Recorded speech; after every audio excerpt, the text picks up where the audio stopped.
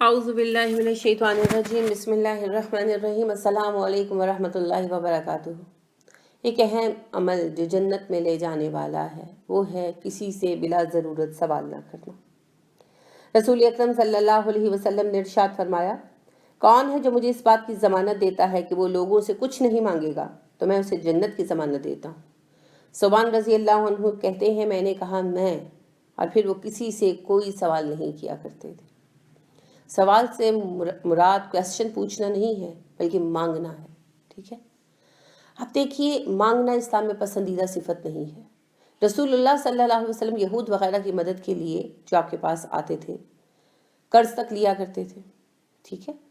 مگر آپ دیکھیے کہ آپ کے پاس ایک صحابی آتے ہیں، اگر عرض کرتے ہیں اللہ کے رسول صلی اللہ علیہ وسلم میرے پاس تو کچھ بھی نہیں ہے اور میں سخت بھوکا ہوں۔ یہ واقعہ آپ سے بھی نہیں سنا اور پڑھا ہوگا۔ آپ صلی اللہ علیہ وسلم نے کہا کہ کچھ نہ کچھ تو ہوگا، یہ تو نہیں ہو سکتا کہ بالکل ہی کچھ نہ ہو۔ انہوں نے کہا جی ایک پیالہ ہے اور ایک کمبل ہے۔ آپ نے کہا وہ لے کر آئیں، بیچا، اس کے جو پیسے آئے اس میں سے آدھے ان کو دیے کہ اس سے کھانا وغیرہ کھائیں، اور آدھوں سے کہا کہ کلہاڑی کا پھل خرید کر لائیں۔ وہ خرید کر لائے تو اپنے ہاتھ سے اس میں دستہ ٹھونکا اور کہا آپ جائیں لکڑیاں کاٹے اور بیچے۔ کچھ دنوں بعد وہ آئے تو ان کے پاس کچھ پیسے بھی جمع ہو گئے تھے۔ اچھا، کیا رسول اللہ صلی اللہ علیہ وسلم اس پر قادر نہیں تھے کہ ان کو ایک وقت کا کھانا دے دیتے، یا کسی صحابی کو ہی حکم دیتے کہ جاؤ اس کو کھانا کھلا دو؟ کئی صحابی صاحب حیثیت تھے۔ اصل بات یہ ہے کہ اسلام اپنے ماننے والوں کو، اپنے پیروکاروں کو بکمنگا نہیں بناتا، بکمنگا نہیں بناتا، ان کو ایک غیور آدمی بناتا ہے۔ مومن بے حیا بے غیرت نہیں ہوتا، مومن بہت باحیا ہوتا ہے۔ تو مانگنے کی اجازت نہیں ہے، سوال کرنے کی، دست سوال دراز کرنے کی اجازت نہیں ہے۔ مشہور حدیث ہے، سنی ہوگی آپ نے، اوپر والا ہاتھ نیچے والے ہاتھ سے بہتر ہے۔ مطلب کیا ہے؟ جو ہاتھ دے رہا ہے وہ لینے والے سے بہتر ہے۔ بڑی مجبوری ہو تو مومن کچھ کہہ دے تو کہہ دے۔ ہر وقت ہر کسی کے سامنے روتے رہنا اور مانگتے پھرنا، یہ تو انتہائی ذلت کی بات ہے۔ مومن ذلیل اور رسوا نہیں ہوتا۔ اب آپ دیکھیے کہ ہمارے یہاں مانگنا بہت ہی عام ہو گیا ہے، بہت عام ہو گیا ہے، اور باقاعدہ ریکٹ ہے جو یہ عمل کر رہا ہے، اور انٹرنیشنل لیول پر یہ کام ہو رہا ہے۔ جی پاکستان بھی اس میں شامل ہے۔ لہٰذا مستنصر حسین تارڑ اپنے سفر نامہ حج میں بیان کرتے ہیں کہ انہوں نے جلدی واپس آنا تھا، تو جس جہاز ان کا بیٹا وہاں پر اس وقت سفیر تھے پاکستان کے، تو انہوں نے اپنے والد کو جس جہاز کے ذریعے بھجوا دیا، اس جہاز میں وہ کہتے ہیں سارے فقیر تھے جو گئے ہوئے تھے، اور میں اکیلا غیر فقیر تھا۔ یہ میں اپنی طرف سے نہیں کہہ رہی، ان کے سفر نامہ حج میں آپ دیکھ سکتے ہیں۔ تو دیکھیے بات کیا ہے، میں اس سے بات کیا آپ کو پیش کرنا چاہتی ہوں، صرف ایک کہ اتنے بڑے لیول پر یہ ریکٹ چلتا ہے۔ سبب کیا ہے؟ ہم دیتے ہیں اور پھر یہ سمجھتے ہیں کہ یہ دینا باعث اجر ہے۔ بلا ضرورت سوال کرنے والوں کو دیکھ کر آپ جہنم کی طرف بھیج رہے ہیں، کیونکہ رسول اللہ صلی اللہ علیہ وسلم نے ارشاد فرمایا، پیشہ ور بھکاری روز قیامت اس حالت میں آئیں گے کہ ان کے چہروں پر گوشت نہیں ہوگا، نچا ہوا ہوگا، یعنی چہرے کی ہڈیاں نظر آ رہی ہوں گی، استغفر اللہ، اور لوگ دور سے دیکھ کر پہچان جائیں گے کہ اچھا یہ بھکاری تھے، یہ پیشہ ور لوگ تھے۔ تو وہ تو جاہل ہیں، ان پڑھ ہیں، گدھے ہیں، بے وقوف ہیں، جو چند سکوں کے عوض جہنم خرید رہے ہیں۔ تو ہم کیوں ان کے ساتھ ایسا کر رہے ہیں؟ جب تک ان کی عدم حوصلہ افزائی نہیں ہوگی نا، وہ مانگتے ہی رہیں گے، کیونکہ ایزی منی ہے نا، چند گھنٹے لگا لیے اپنا اور پھر کر اور بس پیسے آ گئے حرام کے۔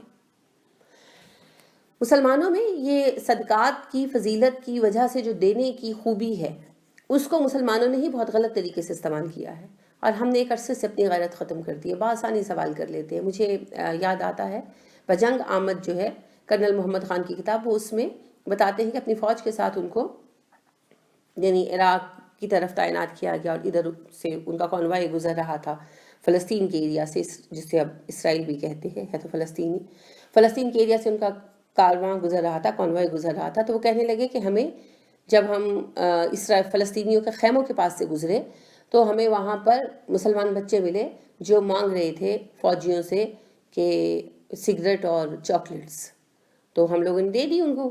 تو کہتے ہیں آگے ہم صحرا میں چلے گئے، بالکل صحرا تھا، تو وہاں ہمیں بچوں کا ایک گروپ ملا، 15-20 بچوں کا، جو نو عمر تھے، یعنی 13-14 سال کے بچے تھے۔ تو ہم نے ان کو روک لیا اور پوچھا بھی کون ہو، کیا کر رہے ہو؟ انہوں نے بتایا کہ جی وہ یہودی بچے ہیں، اور وہاں پر یہ ٹریڈیشن انہوں نے بنایا ہوا تھا، پتہ نہیں ابھی بھی ہے یا نہیں، میں تو کتاب کی بنا پر آپ سرچ کر رہی ہوں۔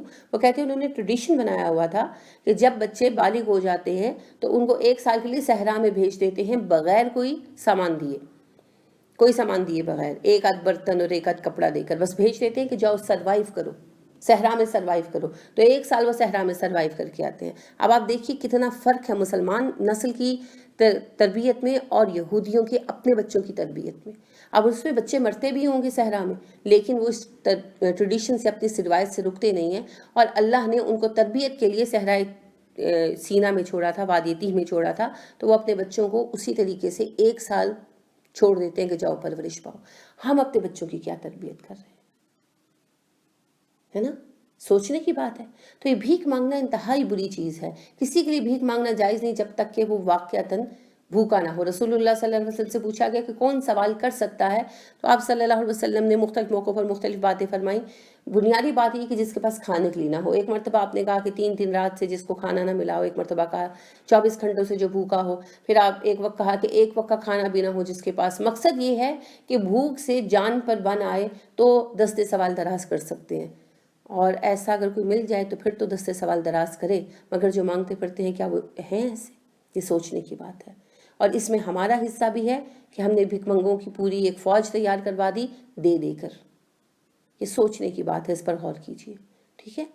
تو ہم تبھی دیں گے جب دینے کی بات ہوگی۔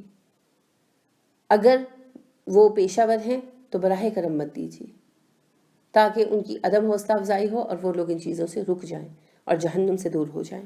بہرحال جو سوال نہیں کرتا یعنی بھیک نہیں مانگتا وہ بھی جنت میں ہے انشاءاللہ، اور یہ بہت مشکل چیز نہیں ہے، تھوڑا سا اپنی خواہشات کو کم کر کے ہم اس پر قابو پا سکتے ہیں۔ اللہ رب کریم ہمیں قناعت کا خزانہ عطا فرمائے، ہمارے اندر قناعت اور سیر حوصلگی پیدا کرے، آمین۔ سبحانک اللہم و بحمدک ونشہد ان لا الہ الا انت ونستغفرک ونتوب الیک۔ السلام علیکم ورحمۃ اللہ وبرکاتہ۔